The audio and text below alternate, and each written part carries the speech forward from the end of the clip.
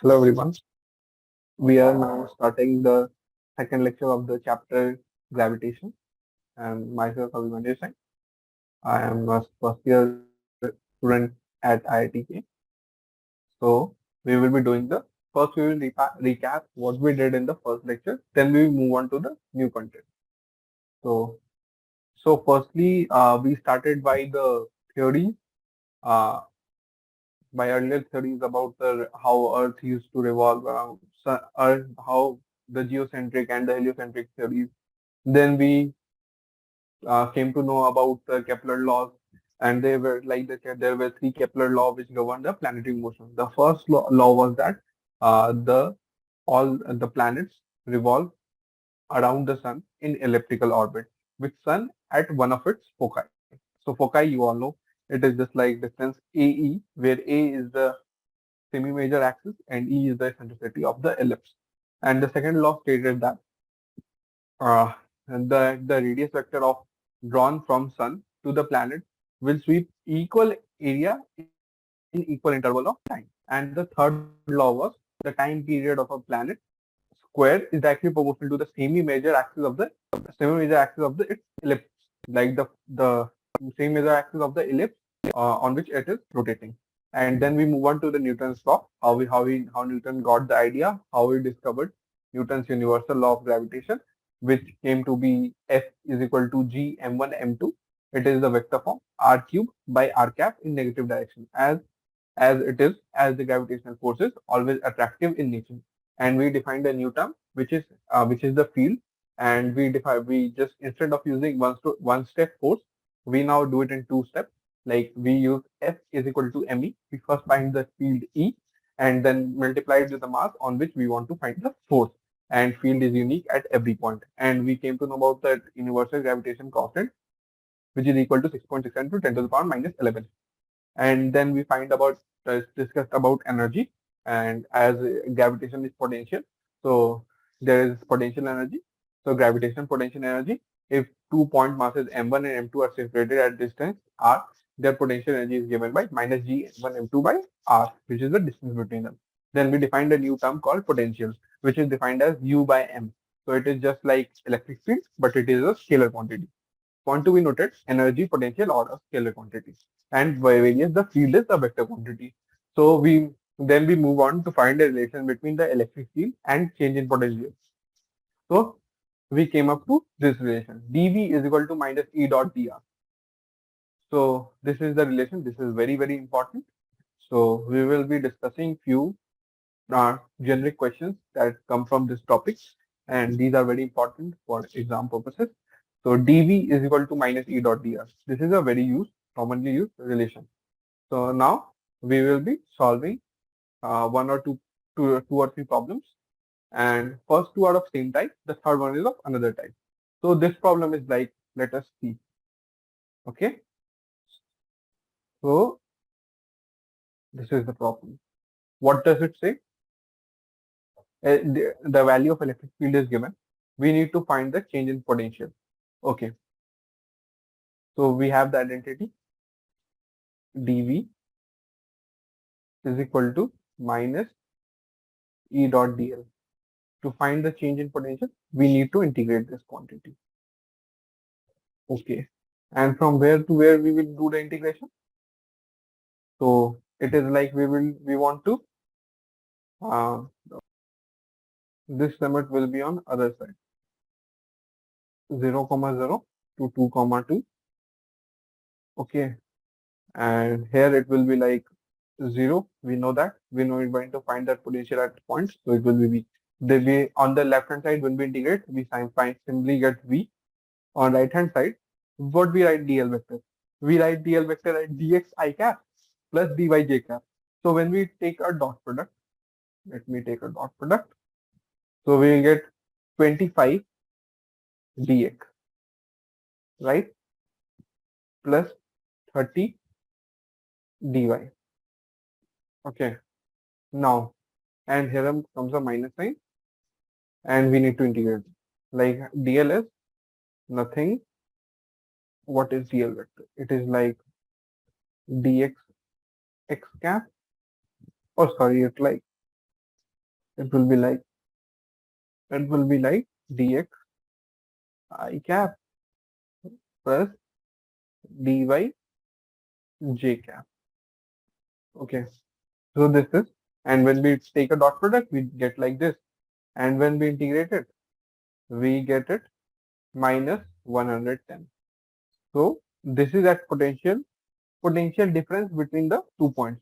So suppose there is a mass of 1 kg and we move it from this point to this point.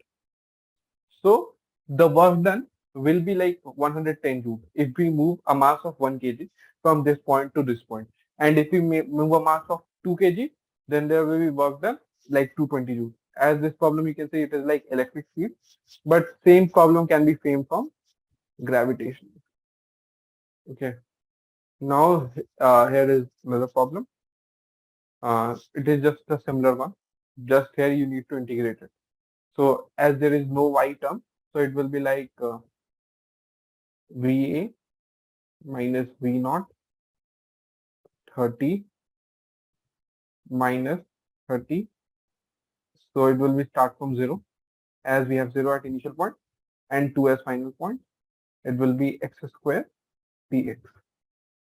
So it is also based on like electric field. We are doing it just, they are both similar, no different. So like 30 by 3, it will come 10 and cube 8. So it will be like minus 80 joule per kg as we are operating in like gravitational field. It is just a problem for electric field. Both are similar. You can do, if you are doing this problem in gravitation, you can do the same problem in electrostatic. Every problem in gravitation can be asked in electrostatic. Majority of them. We just need to like replace sun by a charge and earth by a charge. Nothing else. We can do it. The approach is the same. Only the nomenclature difference. The constant changes and etc. But otherwise the things are the same. And the fundamental concept is also same. So now we have a first question from gravitation. It can also be framed in like with electric field. So where I have the question. Okay. So we know dV by dr gives electric field. So as it is true for net vector, it must be true for individual vector. So like Ex will be nothing. It will be a partial differentiation. As you guys will be new to partial differentiation, you don't know what partial differentiation is. Let me tell you what it is. You can write it as it is, or you can write it like dV by dx. You just differentiate it where y is equal to constant. You just treat the other variable as constant. You just differentiate. For example, it is like minus 20 into x comma y. So you differentiate with respect to x, you will get 20. So it will be like minus 20 I cap. It is along x, so minus 20 I cap. Similarly, we can write Ey as minus del V by del Y. And similarly, it can write as dB by dy, keeping x is equal to constant. So it will be like similarly minus 20 J cap. So electric field is nothing. Ex I cap plus Ey J cap. So you just put the value, you get. So this should, we are just finding the numerical value. So like there should not be I cap and J cap here. So it will be like minus 20. You take comma. So it will be like this. So now, as we have discussed this, now we will be move towards finding common field and potential for some common figures, like we see in commonly in problems, and mostly sometimes derivation can also be used for finding new problems. But so we are doing some general expressions, so it can be directly used in like in MCQs. You need to remember that. Otherwise, your time will be wasted. So you need to like remember at least the basic one. Some you can derive, but some you need to remember. So we'll be seeing the formulas and I will show you a glimpse of the derivation. I will not show you the entire derivation as uh, they are not so useful. I will show you few derivations, not all of them, as they are not so useful. They are just like mathematical manipulation, nothing else. So two basic things are used in doing the like find what is the philosophy behind finding these formulas is like two basic concepts are used. First is the calculus, like we cut an element of and find how it will build up, and then symmetrically we find for the entire setup. We just integrate it. So we do it like that. And first we find the field due to that elementary setup, and then we integrate it to get the answer. And the fundamental principle uses principle of superposition, which is like, let me show you one glimpse of principle of superposition. So it is for like electrostatic, like when a number of masses are let me change in gravitation form.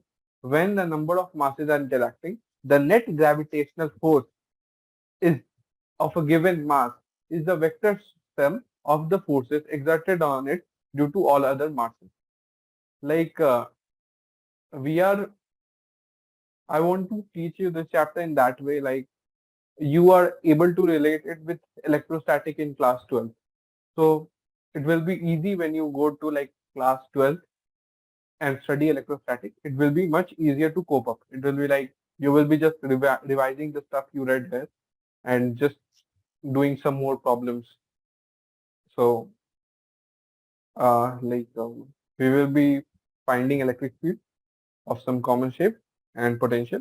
And the fundamental uses, first one is the calculus one. The second one is, let me, what are the fundamental use behind derivation?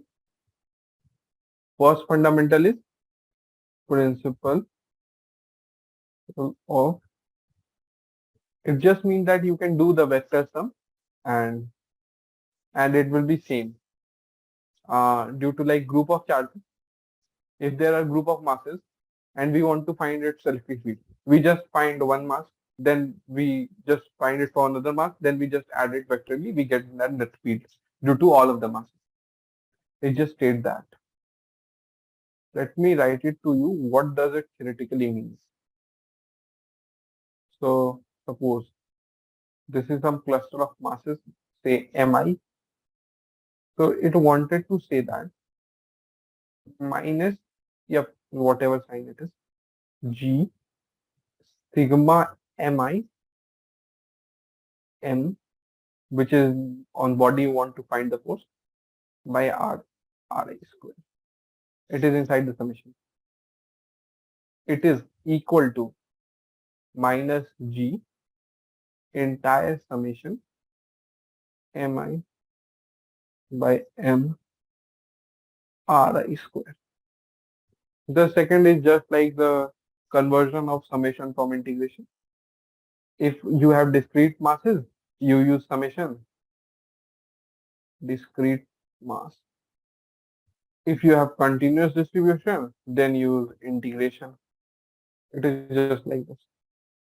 So it is like this. The two fundamentals used are this and this. So these are the two basic use behind the derivation. So let me show you one of the derivations. These can be, I think, asked in your class 11th examination, and this is most commonly used. First, you have a circular ring. Circular ring is just like a ring.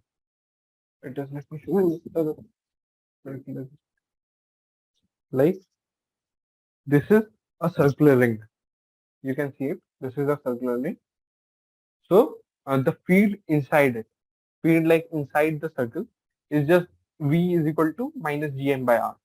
It is just a simple one. It is very simple. If you just find the mass and integrate it over the surface, you get it. It is a simple one.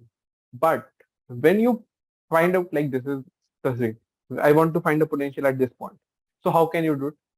So this is the important one. And the formula is comes out to be V is equal to minus Gm by R square plus R square. This you need to memorize, I think. This is important for you to memorize. V is equal to minus Gm by R square under root R square plus R square. So now, how does we derive it? Like this is for field. Let me show you the derivation. So I am as you are my fan. Let me show you from the derivation I have. See, okay, it's select field, it's not for each.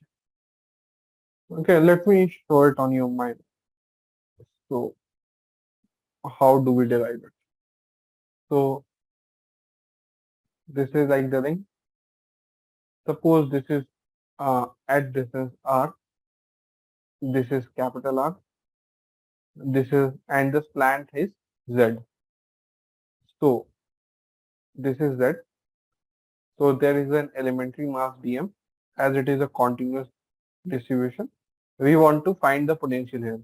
So potential is scalar. No need of vector addition. We just write minus g dm, which is this mass, by z. And for integrating over the surface, as z is constant, here z is constant, at every point z is a constant. As you can see, at every point, here z is constant, here z is constant, at every point z is constant, and when we integrate, we just get g m by z, and where z is r square plus r square.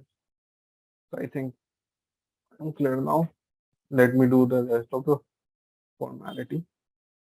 So dv, we integrate both sides, we get v here, and minus dm gets integrated to overall mass m, and z is r square plus r square. This is a simple derivation, and using after this we denote we these are the like we find the derivation for the electric field of this. So we know that we are getting how we are getting the potential.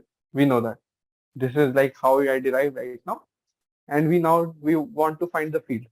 So we know that electric field is nothing minus dv by dx. As it is only x can be varied, radius of the ring is fixed. We can just vary x. So we find ex. In this direction, we need to find the electric field is minus dv by dx. And do you want to know why we are not finding in ey? Like let me show to you. Suppose this is the elemental mass. So the y component of this will be here. Ey shouldn't be like ey. And similarly, symmetrically, there will be a dm mass here. So there will also be a component of it, which will be here. And as it is symmetrical, both Ey gets cancelled.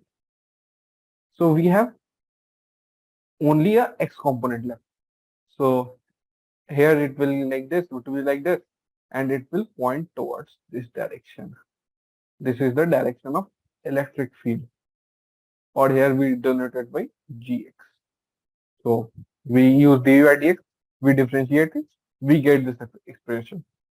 And when we plot this expression, we get this graph.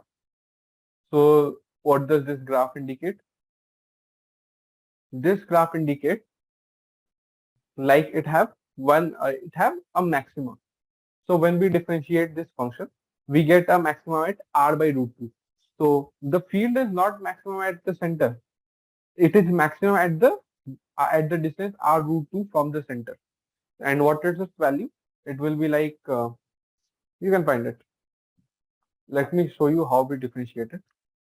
So we have the field is equal to it is a quite messy calculation, I think. Okay, suppose we differentiate it. So we get in the denominator x square plus r square cube using the denominator rule. Now we differentiate here. So gm will be like a constant. So we differentiate. So x square plus r square 3 by 2 and differentiate as it is minus x into 3 by 2 into root over x square plus r square 3 by 2 and into 2x. You know how the 2x is coming? It is just the chain rule, and this 2 get cancelled, and we neglect the denominator, is of no use. Yeah, this x square these x square get cancelled and we get it like power 1 here, and when we solve it, it will be like r square minus 2x square is equal to 0, and we get the x is equal to plus minus r by root 2. So this is an important one. This can be asked in exams easily. In JEE Main, it can be asked directly, and it has been asked in past as well. So you need to like how the graph can be drawn. You will be learn about drawing graph in class 12th, but now you can just like you can see where is the maxima, or you can simply by putting points you can also draw a approx graph. So and now we move to the next shape, which is the spherical shell. As from now on, I will not be like directly showing the derivation. I will be just show you a glimpse of it, but I will not focusing on the derivation, as the derivation of these things are not asked in board exam and are not useful for the competition purpose as well. But for general interest, you can see them, and to get that like course satisfaction, you can do it. But these are not important. You just need to focus on the formula. So for a uniform spherical shell. So what is a uniform spherical shell? Uniform spherical shell is nothing, just a hollow sphere. Like there is a sphere, just a ball, just like a ball. Okay, just like this, like this. You can just press it, you can feel it. It is hollow. So it is just like a hollow spherical shell. So how the potential varies in it? Inside the sphere, it is constant. Inside the sphere, it is constant, which is given by minus gm by r. But outside the sphere, it just behaves as a point mass placed at its center. It behaves just as a point mass placed at its center. So how does the potential of point mass changes? V is equal to minus gm by r, where r is the gm by x or whatever, gm by r, where r is the distance from its center. It just behaves. Same case with the sphere. Outside the sphere, it just behaves as a point mass placed at its center. So for memorizing the formulas of the sphere, you can see that outside it, it just behaves like a point mass placed. Inside it, it's varies, but outside it, it just behaves as a point mass placed as its center. So for outside formulas, it is like V is equal to minus Gm by R here, and V is equal to Gm by X, where X is distance from the center. And inside the sphere, it is constant. Spherical shell, it is constant. It is given by minus Gm by R, where R is the radius of the sphere. It is constant throughout. And when we came to talk about the field, like electric field is minus dV by dx. So as inside it, it is constant. So we differentiate it, we get a 0. And when we differentiate the energy, here at that case, the it was falling at the rate 1 by x. Now it will be falling at 1 by x square, 1 by r square or 1 by x square. It is not a different thing.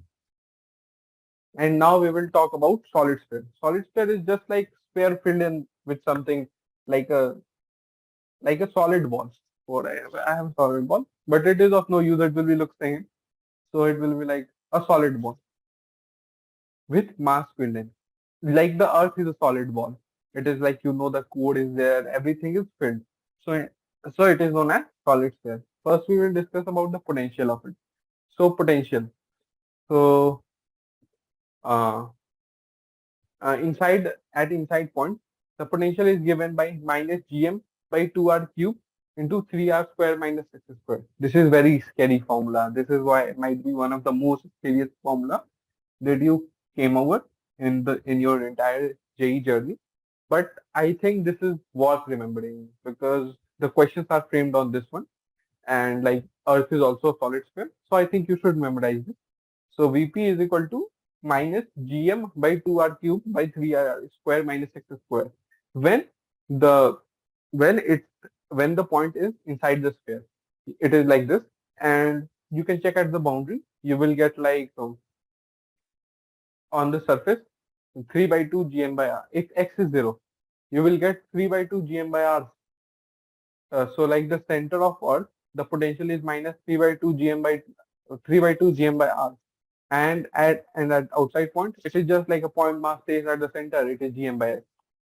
And now let us discuss about the field. field for inside points. So let me show you. Like for solid sphere, at point outside the sphere, it just behaves as point mass, and point at the surface. So boundary condition must be. For example, these are the two formulas. At boundary condition, they coincide. So it will be like gm by r square. And for point inside the surface, this is super important. It varies linearly. EP is equal to gm x prime by r cube, where x is the distance inside the sphere of the center. Okay. So now we have done till potential and field of common shapes. Let me show you some of the derivations. Like these are mostly not super important, I will not say, but you need to get like just a sense of it, how it is done. So let me show you some of the derivations of some common figures. So this is my favorite book. So first we see, like this was derivation I made you saw. So this is like in uniform spherical shape. First this is the mass. We cut and segment and theta at d theta. The strip is of width a d theta and the height is a sin theta. And we need to find at a distance r. Okay. So first we find the mass. We know that the radius of the ring is a sin theta. We see like this is the radius and this is okay. Yeah. So this is a sin theta. So the radius of the ring is a sin theta. We like radius and a d theta is the width. So it is the total mass. So it is the total area of the ring, and the total area of the shell is this. And when we compute like the elemental mass dm, we get m by 2 sin theta d theta. Okay, this is the elemental mass. We know that from the vector addition law, z square is equal to a square r square minus 2ar cos theta, and we just differentiate both sides as r is variable. So we get is 2z dz is equal to 2ar sin theta d theta, and we put it the values. dv is equal to minus g dm by z, and we just put it the value of in the term of dz. And now if the point is like outside the cell, so we just compute it like that. Z is equal to like this, theta is equal to like this is equal to this, and we put the limits and integrate it. We get v is equal to minus gm by r. Inside, when it is inside the cell, we get it like this. It is a constant gm by a. You can see the graph. And for similarly for solid sphere, we cut an elemental width and we just do some geometry and we just integrate it to get the answer. Similar fashion as this, we just put the limits and we get it. Now we can do it simple. If we got the potential, we can just, for field, we can just differentiate it. Or we can do again the geometry. But the geometry part is tough because it is a vector quantity. So I've shown you the potential, the how to calculate the potential. You can read from book or you can Google it, and you can get more essence of it, how the derivations are done. But I don't think derivations are important. And the important one I have already covered in the class. But you can see the more derivations. Okay, now let us cover some more content. So let me draw the electric field graph. This is electric field. This is R. And the graph goes on like this. This is at R. And here on, it falls by 1 by R square. Here, so it is like this. And now we are done with it. Now, let us say, now we cover some very new. Now we move to a new topic, which is called, there was a capital G. Now we move to the small g, which we know, like we have learned it by heart. It is 9.8, but we will say it is not 9.8. Not even at all the point on the surface of Earth. It is different everywhere. And now we have seen like it is. We know that force is me. We know it, and we have also written that force due to gravity is mg. So cutting it, we get E is equal to g, not the constant g. Like whenever we need to find that this acceleration, what is the acceleration due to gravity? We just find the field at electric field, we find the gravitation field at that point, we get the answer. So we will be doing it. Like suppose we have multiple cases on it at surface of Earth. Let us say at surface of Earth, we are doing at surface. So the value will be G is equal to E. It will be is equal to Gm by R square. We are not considering the rotation of Earth right now. So it will be 9.8. Suppose meter. Suppose this is Earth of radius r. We want to go height h above it. H above it. So G prime is E. It will be Gm by r plus h square. So if we take r square as common, we get like this. So we know that Gm by r square is come as G at the surface. So G prime by G is nothing but 1 plus h by r cos square. Now, if we use the binomial approximation, 1 plus x to the power n is equal to 1 plus nx. So it is just 1 plus, it is nothing but 1 plus hr raised to the power minus 2. So it will be like 1 minus 2h by r approximately, because h is much smaller than radius of Earth. How much high we can go? We can go like 10 kilometers, 15 kilometers, 30 kilometers. We are just talking like that, not more than that. So this is quite correct. V is equal to 1 minus h2h by r. Now we have the third case. Now I need to do like, if this is Earth of radius r, we move h depth below it. So now what is the field? It will be gm h minus r, or r minus h you can say, by r cube. If I took out r common in the numerator part, the r cube and r get cancelled. We get power r squared left in denominator, which turns out to be g. So g prime is equal to g into 1 minus h by r. This is the this is like the analysis, and this is accurately correct. When we move h depth below, this relation follows. So now we can also, I will cover it again. If I'm which point I'm covering, the D point. Like Earth is also rotating about its axis. So there is pseudo force which gets act on the body and changes the thing. So the value of acceleration due to gravity is different at the equator and it is different at the north pole. So this is due to the rotation of Earth about its axis. And there is also other factor like Earth is not completely spherical and etc. etc. I think we have covered a lot in this class. So it will be very tough for you to digest.